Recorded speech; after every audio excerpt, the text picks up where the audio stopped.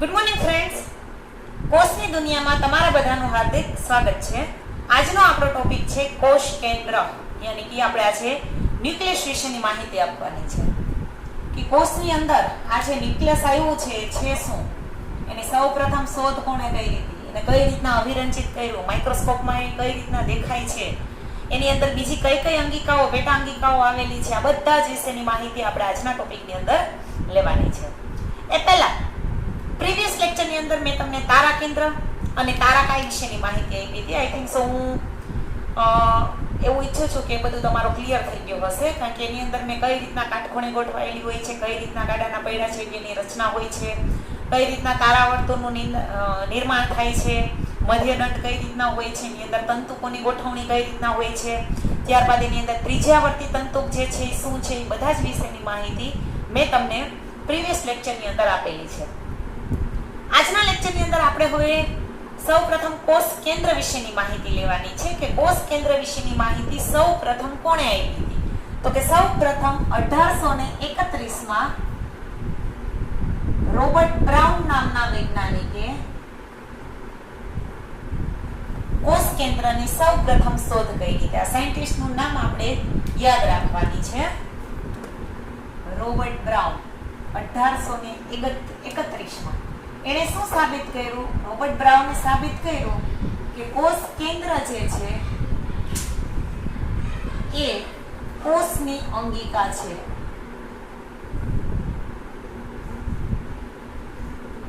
આવી સૌપ્રથમ સાબિતી 1831 માં રોબર્ટ બ્રાઉને આવી સાબિતી આપી હતી. ત્યારબાદ એક ફ્લેમિંગો નામનો સાયન્ટિસ્ટ છે.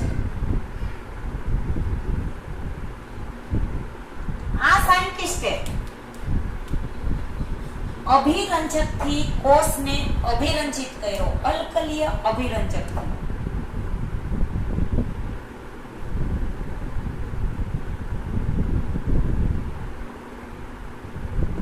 ફ્લેમિંગો નામના વૈજ્ઞાનિકે અલ્કલીય અભિરંજકથી કોષને એને જ્યારે અભિરંજિત કર્યું હતું ત્યારે એને કોષ કેન્દ્રની અંદર એને એક રંગસૂત્ર દ્રવ્ય જોવા મળ્યું, જેણે એને નામ આપી દીધું ક્રોમેટીન.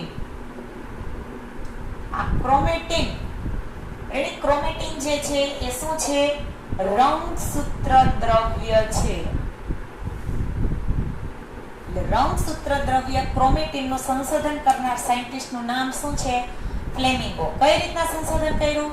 એને કોષ કેન્દ્રને જ્યારે અલ્કલીય અભિરંજકથી અભિરંજિત કર્યું ત્યારે એને ક્રોમેટીન નામનું રંગસૂત્ર દ્રવ્ય જે છે એ જોવા મળ્યું હતું. હવે માઇક્રોસ્કોપિક રચના આપણે કોષ કેન્દ્રની જોવાની છે. કોષ કેન્દ્રની સંરચના તમારી ટેક્સ્ટબુકમાં તમને ફિગર આપેલો જ છે.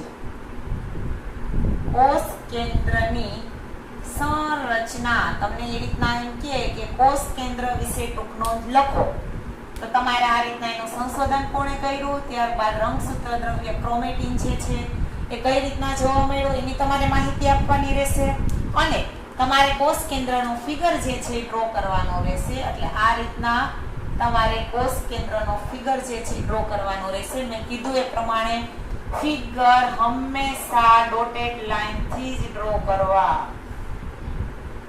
ક્યારે સીધે સીધું ફિગર જે છે એ કમ્પ્લીટ કરવાનો નહીં. પહેલા ડોટેડ લાઈન કરવાની, પછી ડોટેડ લાઈન જે છે ને તમારે જોઈન્ટ કરી દેવાની. રેડી? આ છે કોષ કેન્દ્ર મેં ડ્રો કર્યું. કોષ કેન્દ્રની અંદર અમુક જગ્યાએ આ રીતની રચનાઓ જોવા મળે છે. પછી આ બધું જે છે એ કોષ કેન્દ્ર રસ છે. પછી આપને ખબર જ છે કોષ કેન્દ્ર પટલ જે હોય છે એમાં આ રીતના યાદ કરો, અંતઃપટલમાં આવી રચનાઓ હોય ને, અંતઃકોષ રસજાળ યાદ કરો, શેર ને એ બધું અત્યારે હું ડ્રો નથી કરતી, આવું બધું ફરતે હશે. રેડી? હવે હું તમને નામ નિર્દેશન કરી દઉં. આ છે કોષ કેન્દ્ર રસ.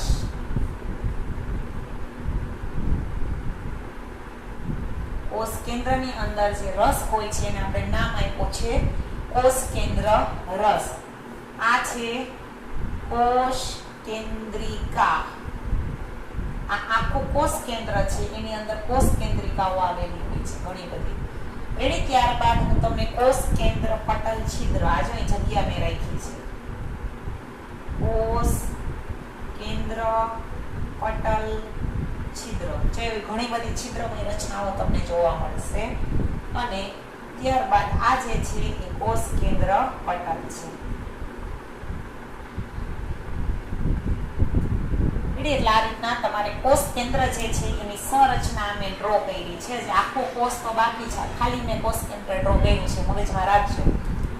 કોષ કેન્દ્રની અંદર કોષ કેન્દ્ર રસ હોય છે અને કોષની અંદર અહીંયા કોષ રસ હોય છે. આ બધો કોષ રસની અંદર જો આ બધું આવા હું અહીંયા તમારો ભૂલ ન થાય એટલા માટે અહીં લખી દઉં છું કોષ રસ. કારણ કે જે આખો કોષ તો આપણો બાકી છે. આખો આ રીતના ડોટેડ લાઈન કરશો તો મોટો બધો સેલ આપણો જે છે આ રીતના રચના હોય છે. આપણે કાંઈ મોટો બોર્ડ એમાં જોશે, આ તો હું તમને ખાલી કહું છું આમ હોય છે. રેડી? એટલે કોષ રસ અને કોષ કેન્દ્ર રસમાં ડિફરન્સ છે, ખાસ તમારે ધ્યાન રાખવાનું છે. આ રીતના આ છે કોષ કેન્દ્ર પટલ છે, આ કોષ કેન્દ્રિકા છે. આ કોષ કેન્દ્રની અંદર જે રસ આવેલો છે ને કોષ કેન્દ્ર રસ કીધું છે. આ કોષ કેન્દ્ર પટલ છે અને આ કોષ કેન્દ્ર પટલ છિદ્ર છે. વચ્ચે ક્યાંક ક્યાંક એવી સ્પેસ મેં છોડેલી છે જે તમારી ટેક્સ્ટબુકમાં પણ તમને ફિગરની અંદર આપેલી છે. હવે આપણે આ જે કોષ કેન્દ્ર જે ડ્રો કર્યો છે આ કોષ કેન્દ્રની સંરચના જે છે એની થિયરી આ ફિગર ઉપરથી થિયરી જે છે એની માહિતી તમારે આપતી જવાની રહેશે. તો આપણે આગળ વધીએ. આંતરાવસ્થા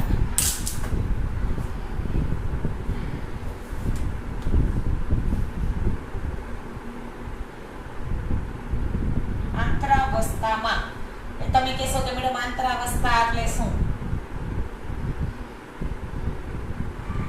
હમણાં સમજાવો. આંતરાવસ્થામાં કોષ કેન્દ્ર પુષ્કળ માત્રામાં ફેલાયેલ કોષ કેન્દ્ર પુષ્કળ માત્રામાં ફેલાયેલ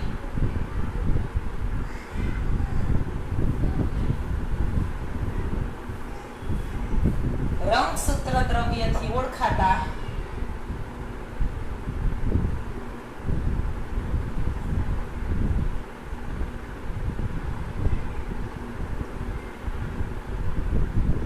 વિસ્તૃત ન્યુક્લિયોપ્રોટીન તંતુ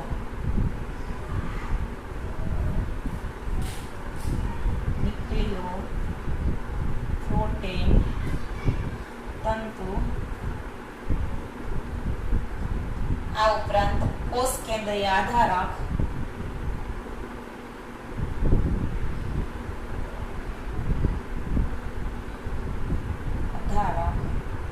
અને કોષ કેન્દ્રિકા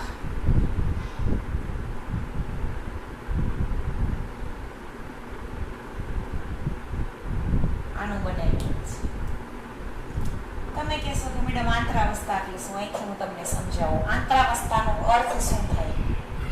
આંતરાવસ્થા હું જ્યારે તમને કોષ વિભાજન મેં તમને કીધું ને કે આ જે યુનિટ મેં ચાલુ કર્યો છે એ જ યુનિટની અંદર કોષ ચક્ર અને કોષ વિભાજન એવું ચેપ્ટર આવે છે. આ એક ચેપ્ટર મૂકીએ ને પછી એની અંદર તમારે આવે આંતરાવસ્થાને બધી અલગ અલગ અવસ્થાઓ આવશે. આંતરાવસ્થા એક એવી અવસ્થા છે કે જેમાં કોષનું કોષ કેન્દ્ર જે હોય છે આ કોષ કેન્દ્રનું વિભાજન થતું ન હોય. હું અહીંયા લખી દઉં છું. આંતરાવસ્થામાં કોષ કેન્દ્રનું વિભાજન થતું ન હોય. રેડી? અહીંયા કોષ કેન્દ્રનું વિભાજન થતું ન હોય. આ ઉપરાંત આની અંદર પુષ્કળ માત્રામાં આંતરાવસ્થા એટલે મેં કીધું એ પ્રમાણે કોષ કેન્દ્રનું વિભાજન થતું ન હોય ત્યારે એની અંદર રંગસૂત્ર દ્રવ્ય જે કેના બનેલા હોય છે તો કે ન્યુક્લિયોપ્રોટીનના બનેલા હોય છે. કોષ કેન્દ્રિકા હોય છે, કોષ કેન્દ્રીય આધારક હોય છે. આટલી વસ્તુ. આધારક એટલે બીજું કાંઈ નહીં, અંદરનો ભાગ છે એ આધારક છે. જો આ કોષ કેન્દ્રિકા છે આની અંદર નાની તંતુમય રચના હોય છે, એની અંદર રંગસૂત્ર દ્રવ્ય હોય છે. આપણે કોષ કેન્દ્ર રસ લીધો ને એમાં એટલે એમ કીધું છે કે આ જે આંતરાવસ્થાની અંદર જે કોષ કેન્દ્ર જે છે એનો ફિગર અહીંયા ડ્રો કરેલો છે. એની અંદર કઈ કઈ વસ્તુ જોવા મળે છે એની માહિતી આપણે અહીંયા લખી છે. રેડી? હવે ઇલેક્ટ્રોન માઇક્રોસ્કોપિક અભ્યાસ ઉપરથી એવું સાબિત થાય છે કેન્દ્રની ફરતે જે પટલ આવ્યો છે, આ જો આને આપણે નામ શું આપી દીધું છે? કોષ કેન્દ્ર પટલ. તમને બહારથી એક જ દેખાય છે, પણ ઇલેક્ટ્રોન માઇક્રોસ્કોપમાં બે સમાંતર પટલમય રચનાઓ છે. અમે આંગળી છે ને આવી રીતના બે પટલો હોય છે. આ બે પટલ વચ્ચે અવકાશ હોય છે. જ્યાં થોડો ઘણો મારે બે આંગળી વચ્ચે અવકાશ છે, અહીંયા પણ એક બીજું પટલ આ રીતના હોય છે. કારણ કે ઇલેક્ટ્રોન માઇક્રોસ્કોપમાં જ્યારે જોશો ત્યારે આવું જોવા મળશે. આ ફરતું આખું ડ્રો કરવાનું રહેશે. હવે આ જે બે પટલ વચ્ચે અવકાશો, મેં એક રેડ થી ડ્રો કર્યું છે અને એક બ્લેક છે. અહીંયા સ્પેસ તો હશે જો, એમ ન સમજતા કે બહારના પટલમાં સ્પેસ નહીં હોય. એટલે અહીંયા પણ સ્પેસ તો હશે જ. આ જે અવકાશ છે, જગ્યા છે, આ જગ્યા અતિ સૂક્ષ્મ હોય છે, 10 થી 55 નેનોમીટર. નેનોમીટરનો અવકાશ હોય છે. આ બે જે પટલ હોય છે, એમાં બહારનું પટલ જે છે એને બાહ્ય પટલ કહેવામાં આવે છે. બાહ્ય કોષ કેન્દ્ર પટલ. અને આ જે અંદરનું હોય છે એને અંતઃ કોષ કેન્દ્ર પટલ તરીકે ઓળખવામાં આવે છે. બાહ્ય કોષ કેન્દ્ર પટલ અને અંતઃ કોષ કેન્દ્ર પટલની વચ્ચે જે સ્પેસ છે એને નામ આપ્યું છે પરિકોષ કેન્દ્રીય અવકાશ. આ અવકાશ જે છે કેટલો છે? 10 થી 55. અવકાશને નામ શું આપ્યું છે? પરિકોષ કેન્દ્રીય અવકાશ. આ બે વચ્ચે જે સ્પેસ છે એને સાઈડમાં તમને લખી દીધું છે. આ ઇલેક્ટ્રોન માઇક્રોસ્કોપમાં જ્યારે આપણે જોશું કોષ કેન્દ્રને, ત્યારે તમને આવી બે પટલમય રચના જોવા મળશે. બહારની તરફ જે પટલ છે એને નામ આપ્યું છે બાહ્ય કોષ કેન્દ્ર પટલ, અને અંદરની તરફ જે પટલ છે એને આપણે નામ આપ્યું છે અંતઃ કોષ કેન્દ્ર પટલ. આ બંને પટલ વચ્ચેનો જે અવકાશ છે, અવકાશને આપણે શું નામ આપ્યું છે? પરિકોષ કેન્દ્રીય અવકાશ. આ અવકાશ જે છે કેટલો હોય છે? તો કે 10 થી 55 નેનોમીટર જેટલો અવકાશ અહીંયા જોવા મળે છે. હવે આ કોષ કેન્દ્ર, બંને કોષ કેન્દ્ર જોડાવાને લીધે ત્યાં અમુક છિદ્રમય રચના જોવા મળે છે. જો અહીંયા સ્પેસ છે મેં છોડેલી છે. આ જે છિદ્રમય અવકાશ જે છે, જે જગ્યા છે, એને આપણે નામ આપ્યું છે કોષ કેન્દ્ર પટલ છિદ્ર.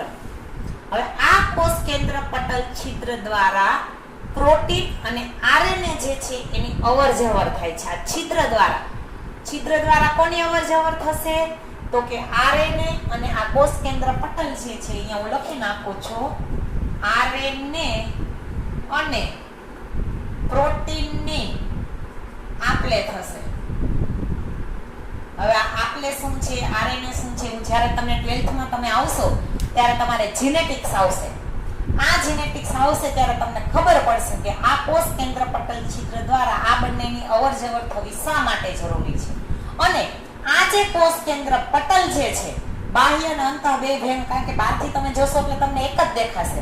આ તો ઇલેક્ટ્રોન માઇક્રોસ્કોપિક રચનામાં આ વસ્તુ જે છે એ સ્પેસિફાઈ કરી શકાય છે. આ જે પટલ જે છે એ પટલ શા માટે હોય છે કોષ કેન્દ્રની ફરતે? તો કે આ જે પટલ છે એના લીધે કોષ રસ અને કોષ કેન્દ્ર રસ જે છે એ બંનેના જે દ્રવ્યો જે છે, અંગિકાઓ, એ અંદર બહાર જઈ શકે નહીં. આ પટલમય રચના જે છે એની અંદર, એના લીધે આ બધું આનું અંદર રહેશે, આનું જે છે એ બહારને તરફ જોવા મળશે. એટલા માટે આ જે છે એ કોષ કેન્દ્ર પટલ જે છે એનું નિર્માણ થયેલું હોય છે. હવે આ જે બાહ્ય કોષ કેન્દ્ર પટલ છે એની ફરતે આપણે ખબર જ છે કે અંતઃકોષરસ ઝાડ, એન્ડોપ્લાસ્મિક રેટિક્યુલમ, ER, આવું મેં તમને કરાવી દીધું છે. કોષ કેન્દ્ર પટલની ફરતે એક નલિકામય રચનાઓ જોવા મળે છે જેને અંતઃકોષરસ ઝાડ, આપણે અંતઃપટલમય તંત્રનો એક ભાગ હતી.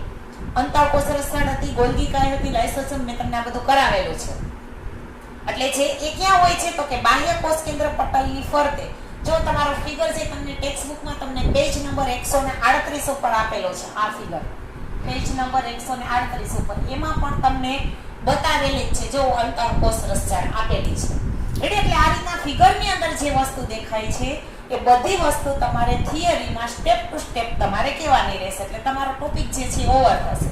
એટલે આ રીતના પટલ વિશેની માહિતી આપી, પટલમય છિદ્ર વિશેની માહિતી આપી, પરિકોષ કેન્દ્રીય અવકાશ વિશેની માહિતી આપી, કઈ રીતના બાહ્ય કોષ કેન્દ્ર પટલની ફરતે અંતઃકોષરસ ઝાડ આપી છે એ કીધું.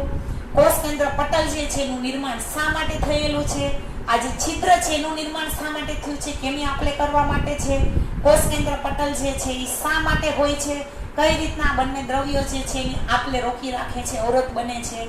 એટલે આ રીતના ફિગર ઉપરથી તમે આ બધી વસ્તુ જે છે એ લખી શકશો.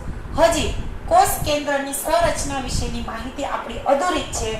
તમારે ટેક્સ્ટબુકમાં હજી ટોપિક આગળ આપેલો જ છે, પણ આજનો લેક્ચર હું અહીં ઓવર કરું છું. તમારે હોમવર્ક જે છે એ અહીંયા સુધીનું જ કરવાનું રહેશે.